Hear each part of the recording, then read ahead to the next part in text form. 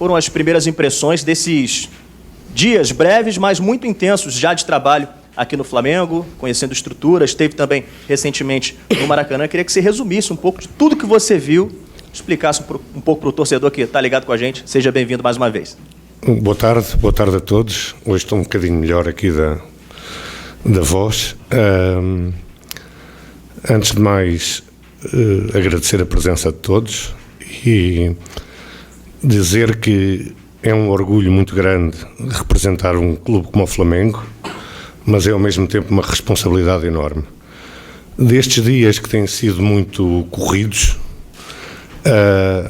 retenho o encontro com o Zico, que foi para mim sempre um ídolo de infância. Sou um bocadinho mais novo que ele, e foi algo que do ponto de vista emocional me marcou. Depois conhecer o CT, que eu já tinha algumas referências de que era um CT muito moderno, mas sinceramente não esperava que fosse tão bom. Foram as duas coisas que eu retive mais. Vamos lá, gente. Abrindo para as perguntas, por favor. Perguntas.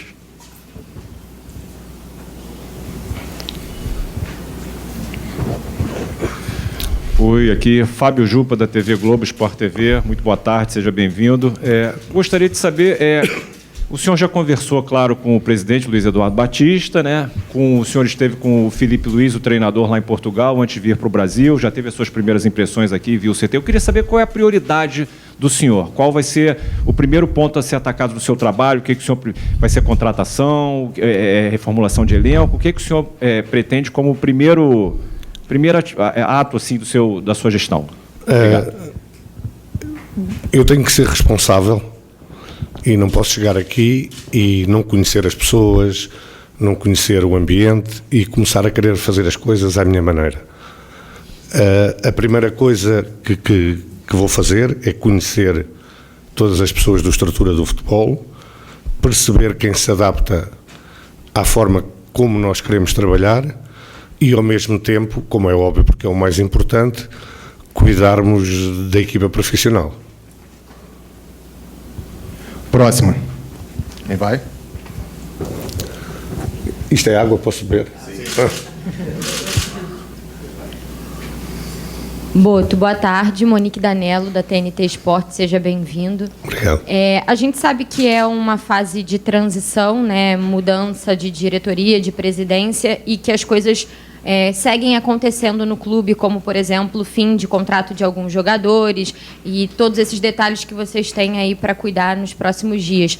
E um desses jogadores foi o Davi Luiz. Ele se despediu do Flamengo, né? E ele, no mesmo dia lá em que você esteve no Maracanã, deu uma declaração muito marcante, dizendo que ficou sabendo que ele não estava nos planos pelo Instagram e que ele não recebeu nenhuma ligação. Eu não sei se vocês chegaram já a tratar disso, porque era o momento em que você estava sendo contratado, mas como vocês estão olhando, né, para esses casos de jogadores que estão em fim de contrato, especificamente falando dessa despedida aí do Davi? Obrigada. O David é alguém por onde passou, e passou para o Benfica, na altura que eu lá estava, que sempre colheu o agrado da torcida, das pessoas que trabalhavam com ele, um respeito enorme pela carreira dele, mas o que se passou foi algo profissional. Eu, quando quero contratar um jogador, não falo direto com o jogador, até porque os agentes normalmente ficam, como é que vocês dizem, ficam putos quando nós fazemos isso. E o que se passou com o David foi, até porque eu tenho relação, conheço as pessoas que lidam com o David há muitos anos, desde o tempo do Benfica. As pessoas, ainda eu estava na Croácia, pediram-me, assim que eu tivesse uma definição sobre aquilo que ia acontecer ao David, que lhes comunicasse. Assim que eu reuni com o Filipe Luiz, foi comunicado pela manhã muito cedo aqui no Brasil às pessoas competentes, e foi isso que se passou. Desejo a maior sorte do mundo ao David. É um excelente atleta e sei que é um excelente ser humano. Inclusive recebi aqui uma mensagem do agente dele desejando sorte por parte do David, e é um assunto encerrado. Desejo a maior sorte do mundo ao David e que seja muito feliz, como sempre foi em todos os sítios onde passou. Próxima. Oi, Boto. Boa tarde. Roberta Barroso, da ESPN. Você falou que chegou, que ainda precisa conhecer, né? Muita coisa por aqui, mas você já vem conversando com o Felipe Luiz. Vocês pensam em até quantos reforços para essa próxima temporada? E eu gostaria de saber se uma das prioridades é um substituto para o Gabigol. Obrigada. A partir do dia 18 de dezembro, em que o BAP anunciou o que eu seria o diretor de futebol do Flamengo, converso todos os dias com o Filipe. Tivemos a oportunidade, porque estávamos perto, ele na Corunha, eu no norte de Portugal, de nos encontrarmos pessoalmente, porque é sempre melhor. Temos bem claro a primeira coisa, e que fique isto bem ciente, é que o elenco tem uma qualidade enorme. Sabemos que temos que fazer alguns ajustes, e esses ajustes vão ser feitos com tempo, no tempo que nós queremos, e não para agradar à torcida, a vocês, imprensa, que gostam dessas coisas, mas aquilo que nós achamos que deve ser o ideal para o Flamengo que queremos. Porque nós queremos a torcida contente em dezembro, feliz em dezembro e não em janeiro. Boto, aqui, Thiago Lima do GE, seja bem-vindo. Queria te perguntar a respeito de um atacante que o Flamengo está de olho, que é o Lassina Traoré, do Shakhtar. Se pudesse explicar como é que está essa negociação em relação a esse jogador e se o torcedor pode esperar um perfil de contratação nesse estilo. Até que você teve marcante isso na passagem pelo Benfica, pelo Shakhtar, porque nos últimos anos o Flamengo sempre tem feito contratações muito grandes em termos de nome e de dinheiro. Se ele também pode esperar um perfil, esse perfil vai mudar com você no comando. Obrigado. A primeira parte da questão, que é o Lassina Traoré. O Lassina Traoré é um jogador que eu conheço muito bem, porque quando estava no Shakhtar comprámo-lo ao Ajax, na altura com 18 anos ainda pagámos 10 milhões de euros. É um jogador que nós pensamos, mas que está em análise, como muitos outros estão, porque a posição de atacante, e voltando à questão dela há pouco, que eu não respondi diretamente, é realmente a mais prioritária, mas nós não queremos falhar. E como não queremos falhar, queremos exatamente encontrar o perfil que interessa ao nosso treinador e ao Flamengo, como é óbvio. Esse perfil pode ser um nome mais sonante, mas pode ser também um nome menos sonante, porque normalmente os nomes sonantes é para agradar a torcida. Nós queremos alguém que tenha rendimento, que é isso que nós vamos procurar, estamos a procurar. Vocês têm dado uma ajuda grande como scouts, a lançar uma série de nomes para nós irmos analisando, e estamos nesse processo de análise. Próxima pergunta. Boa tarde, João Pedro Fragoso, Jornal Globo, seja bem-vindo. Eu queria saber se nessas conversas que você já teve com o BAP, com o Felipe Luiz, vocês já conseguiram definir qual vai ser o DNA que o Flamengo vai ter sob o comando dessa nova gestão. A gente sabe que a torcida gosta de um futebol ofensivo, mas dentro das várias formas de montar um time ofensivo, como vai ser o estilo, qual vai ser o estilo do Flamengo, qual vai ser o estilo das contratações de jogadores do Flamengo dentro dessa metodologia que vocês querem implementar? Obrigado. Obrigado. Essa é uma questão bastante interessante e que vou ter todo o gosto em responder. O DNA do Flamengo é Zico, Júnior, Maestro, esta gente toda que passou pelo Flamengo, e é um futebol ofensivo, como é óbvio, é dominante, temos que dominar, e tudo vai ser feito para respeitar esse DNA. A escolha do Filipe Luís, como o Presidente disse, foi da minha responsabilidade. Eu poderia ter escolhido outro treinador. Eu acho que sou pioneiro, eu, mais uma equipa que trabalhava comigo no Shakhtar, de termos uma coisa que se chama scouting de treinadores, porque nós no Shakhtar tínhamos uma linha bem definida de como é que queríamos jogar, não porque era um DNA do clube, porque o clube não tinha essa história, ou porque a torcida assim exigia, porque o Shakhtar não tinha torcida, mas porque o dono do clube o exigia. E nós contratávamos sempre os treinadores que respeitavam esse DNA. E criámos um scouting de treinadores, que tínhamos sempre uma lista de treinadores que tinham esse DNA para poderem entrar no clube. O Filipe foi uma escolha minha, e se falhar, a culpa é minha. Porque isto é algo que... Isto é profissionalização. Alguém tem que ser responsável quando o treinador falha, não é só o treinador, não é? Porque isto é fácil, muda-se treinador 11 vezes e ninguém tem culpa disto.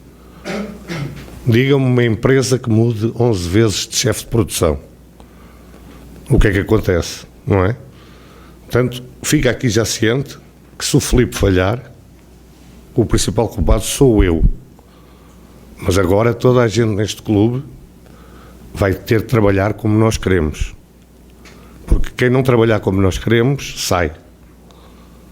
Depois, se as coisas correrem mal, o responsável, eu. Boa tarde, Marcos Coelho, Super Rádio Tupi, aqui à sua direita. Até quero aproveitar para fazer uma continuidade a essa sua resposta. Você disse que o Filipe Luís foi uma escolha sua. Nós aqui do lado de cá sabemos que ele tem um contrato até o final de 2025. Em cima disso, eu queria saber de você se você recebeu, de fato, a carta branca da nova presidência para trocar o treinador, se te deram a liberdade para escolher outro nome realmente e encerrar esse contrato do Filipe Luís, se você realmente teve essa conversa. Tive essa carta branca tive a carta branca da direção que entrou, não é, do BAP, para que se eu achasse que devia mudar o treinador, mudava. Analisei-o, já agora, vi muita coisa que gostei, vi muita entrevista, muita coletiva dele, porque isso dá muito do treinador, e depois o contacto diário com ele tem confirmado tudo o que eu pensava, e se há algo que me posso orgulhar, porque nos jogadores nós falhamos e erramos, toda a gente, não há ninguém que acerte sempre. Nos treinadores, normalmente não erro, e o Filipe vai ser um treinador de top mundial. E eu lancei treinadores como Luís Castro, como De Zerbi, e o Luís está na linha dele. O Filipe Luís está na linha dele. Boa tarde. Luiz Assado, UOL, bem-vindo ao Flamengo. Você citou profissionalização, e isso foi algo que o BAP falou muito durante a campanha. O Flamengo tinha um perfil diferente na gestão anterior. Eu queria saber o que a torcida pode esperar do seu trabalho, o que você pretende trazer para o Flamengo, até de novidade, como você costuma trabalhar e como você pretende implementar isso aqui no Flamengo também. Obrigada.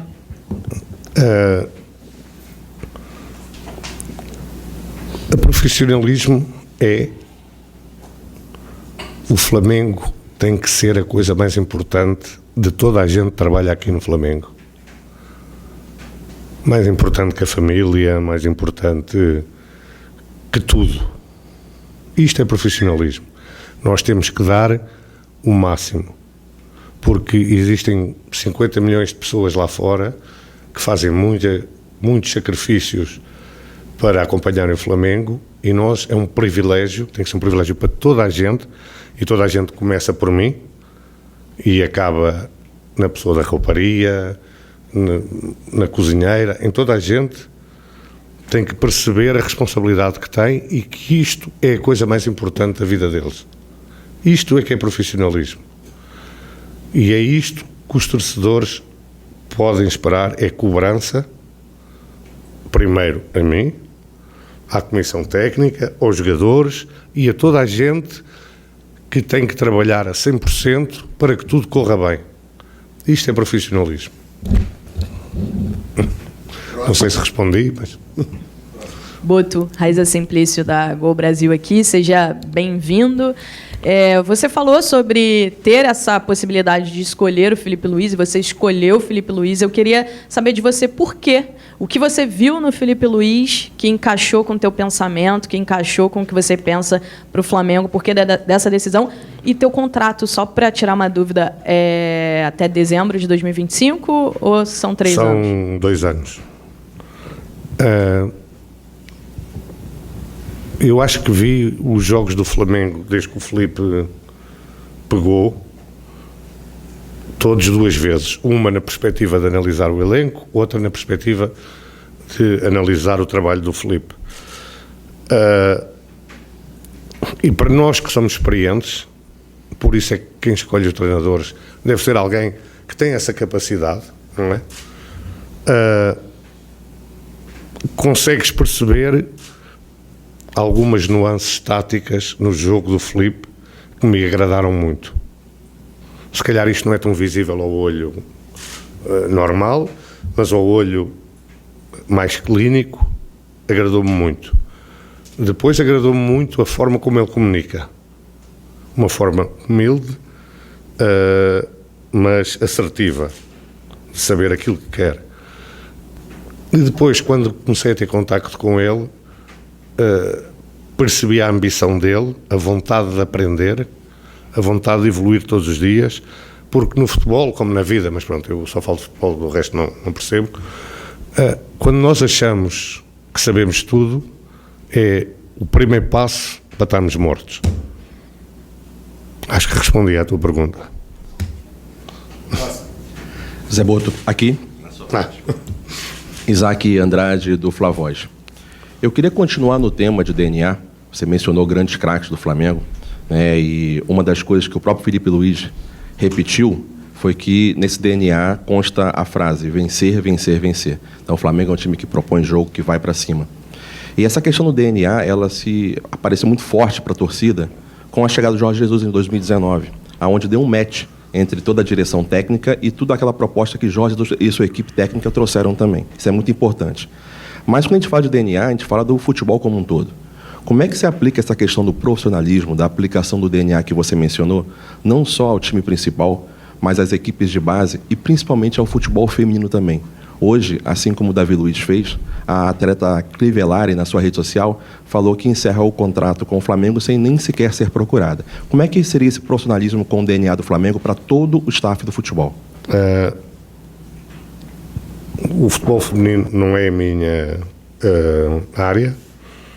No tempo não tenho capacidade para gerir, porque não é que o futebol seja diferente, são coisas completamente diferentes, em que não conheço as jogadoras, não sei quem é que são os melhores jogadores do mundo, ou não conheço os treinadores, portanto não é a minha área. A base vai ser a minha área e vai ser algo em que eu vou mergulhar, porque tem sido assim em todos os clubes onde passei.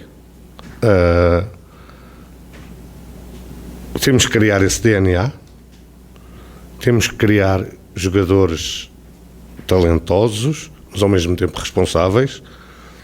E uma coisa que eu penso, e já penso há muitos anos, porque eu conheço bem o Brasil, até porque no Shakhtar nós tínhamos 14 brasileiros, portanto, e vim aqui buscar muito jogador brasileiro que nem sequer jogava, nunca tinha jogado na Série A, e passado 3 meses estavam a jogar na Champions League. Eu tenho uma ideia, e há pouco ela perguntou-me sobre a Europa, ou sobre o que as novidades podiam trazer. Eu tenho uma ideia que aqui no Brasil se foi buscar muita coisa má que se faz na Europa. E na Europa nós viemos aqui buscar coisas boas que vocês faziam. Na base, estou a falar na base. No futebol profissional a chegada de técnicos estrangeiros, nomeadamente portugueses, mas podiam ser de outra nacionalidade, acho que deu um bocadinho mais de rigor tático ao jogo, mas replicar isto na base é um erro tremendo. Vocês, porra, são o maior produtor de jogadores de todos os tempos. O Romário, o Ronaldinho, o Zico, não parava aqui, não é? E parece que querem fazer jogadores como na Europa. E isto é um erro. Eu acho que há que voltar um pouco atrás àquilo que foram as raízes e os fundamentos do futebol brasileiro, dar essa liberdade aos jovens atletas de errarem, de experimentarem, de não estarem agarrados a sistemas táticos e a coisas assim, porque depois, a partir de uma certa altura, vão ter tempo para isso. Agora, é fundamental, na minha ótica, que se mude a forma como se forma jogadores no Brasil. Vocês estavam bem, foram copiar a Europa e, neste momento, estão mal. Não produzem tanto talento como há 10 anos, 15, 20, 30. E isso é algo que eu acho que vamos ter que mudar aqui. Isto é o país do futebol, vocês faziam bem, vamos ter que continuar a fazer como faziam antes. José Boto, aqui à frente, Renan Moura da Rádio Globo, bem-vindo ao Brasil. Até pegando esse gancho que você acaba de falar sobre base, queria saber como é que vai ser esse trabalho justamente com a base do Flamengo. Tem até o slogan "Craque Flamengo faz em casa". E se o Flamengo vai ter uma janela inicial de transferências agressiva ou apenas após o Super Mundial. Queria que você já tenha os valores que o Flamengo tem a trabalhar no mercado e se esse câmbio também de 1 para 6, 1 para 7 para o euro, né, também vai ser um dificultador para você. Para já, nós identificamos o que necessitamos. E volto a dizer, a minha leitura, a leitura do Filipe, é que o elenco é muito bom e que pode render ainda mais do que tem rendido nestes últimos tempos. Portanto, não estamos aqui, temos que ir comprar, temos que ir buscar jogador, não. O que temos é muito bom, agora vamos reforçá-lo. Mas vamos reforçá-lo tentando minimizar o erro. Não é, este jogador porque vai para o Corinthians, ou o outro porque vai... Não, vamos buscar o que queremos e quando tivermos a certeza que é isto que queremos. Já conversei com o Presidente em relação às verbas que temos para gastar. Posso-vos dizer, não vou aqui divulgar, como é óbvio, não é? E isso é uma parte da profissionalização também, é não discutirmos publicamente os assuntos internos, mas é suficiente para os reforços que queremos, para aquilo que achamos necessário para que o elenco seja ainda melhor. Gente, deixa eu só falar uma coisa, nós temos mais 5 minutos de coletivo, tá? Não vai dar para atender todo mundo, então vamos seguir para quem me pediu ali. Vai, Castanha. Boa tarde, Boto. Seja bem-vindo ao Flamengo, Bruno Castanha. Eu queria que você falasse um pouquinho como vai ser a sua estrutura no futebol, com profissionais que vão chegar com você, e se você pretende também no Flamengo montar, como fez no Shakhtar, um gabinete de apoio para esses investimentos, contratações que são feitas. Se sim, queria que você explicasse um pouquinho para a gente como isso vai funcionar. Obrigado. Como é óbvio, vou trazer uma ou duas pessoas da minha confiança e não vou divulgar os nomes porque ainda nem sequer discutimos contratos, nada. Pessoas que vão agregar conhecimento em várias áreas e é verdade aquilo que você disse. O futebol é talvez o único negócio em que as pessoas fazem investimento e não cuidam do investimento, não é? Gastam 10 milhões e depois se render, rendeu, se não render vai-se comprar outro, não? Nós temos que cuidar, temos que perceber porque é que o jogador não está a render do ponto de vista médico, do ponto de vista emocional, do ponto de vista... N fatores que fazem com que os jogadores não... Quantos jogadores vocês conhecem que não rendem num sítio e depois têm um rendimento absurdo noutro? Eu estava no Benfica, foi o meu último ano de Benfica, quando o Gabigol foi para o Benfica. O rendimento do Gabigol no Benfica foi quase zero. Depois virou um ídolo aqui. A preocupação de nós percebermos o que é que tínhamos que fazer para ajudar o Gabigol a crescer como jogador e a dar o rendimento que o investimento, no caso dele até nem foi grande, mas porque foi um empréstimo, necessita, porque tu estás a investir dinheiro, isso tem que ser feito. Porque nós temos que perceber porque é que o jogador não está a render. E há profissionais competentes para ajudar nisso. E isso é algo que nós vamos tentar montar aqui também. Próximo. Jonas Stelman, do canal Gol TV aqui. Uma boa tarde, seja muito bem-vindo ao Rio de Janeiro. Obrigado. Eu vou te perguntar sobre uma situação um pouco delicada, porque ao longo dos últimos anos, né, a torcida do Flamengo ficou muito incomodada com a falta de blindagem e também com o vazamento de algumas informações internas de escalações que aconteciam aí no Flamengo com horas, dias antes da partida acontecer. Eu quero saber como é que você pensa nisso, se você já passou por isso em algum clube e como que você planeja blindar esse elenco aí do Flamengo para as competições grandiosas que tem para disputar na temporada de 2025. Uma das coisas que eu discuti com o BAP é fechar aqui o CT. Acabou a visita aqui ao CT de gente que não tem nada a ver com o trabalho diário.